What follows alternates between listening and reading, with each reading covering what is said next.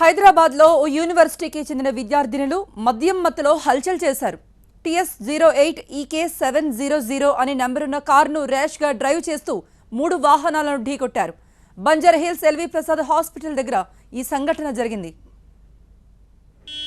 ప్రమాదానికి గురైన కారులో పోలీసులు మద్యం బాటిళ్లను గుర్తించారు. బ్రీత్ అనలైజర్ టెస్ట్ చేయగా ఒక్కొక్కరు మోతాదుకు మించి మద్యం సేవించినట్టుగా తేలింది. దీంతో వారిని అదుపులోకి తీసుకుని rash driving, drunk and drive కేసులు నమోదు చేశారు పోలీసులు. ఐటీ ఉద్యోగులు వెడుతున్న క్యాబ్ను ఢీకొట్టడంతో అందులో ఉన్న వారికి స్వల్పంగా గాయాలయ్యాయి.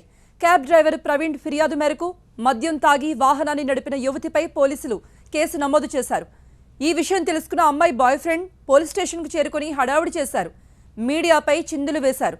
అసభ్య పదజాలంతో దూషించి దాడికి యత్నించారు.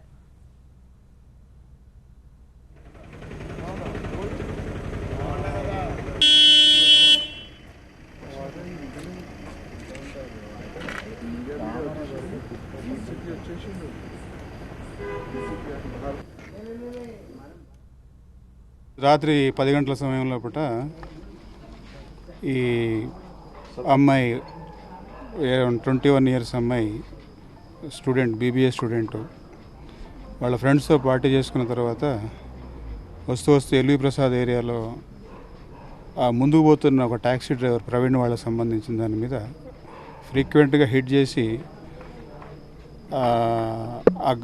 బండికి కూడా తర్వాత వాళ్ళకు బాగా డ్యామేజ్ అని చెప్పేసి పట్టుకుంటే ఆ అమ్మాయి ఆల్రెడీ డ్రంకన్ కండిషన్లో ఉన్నది.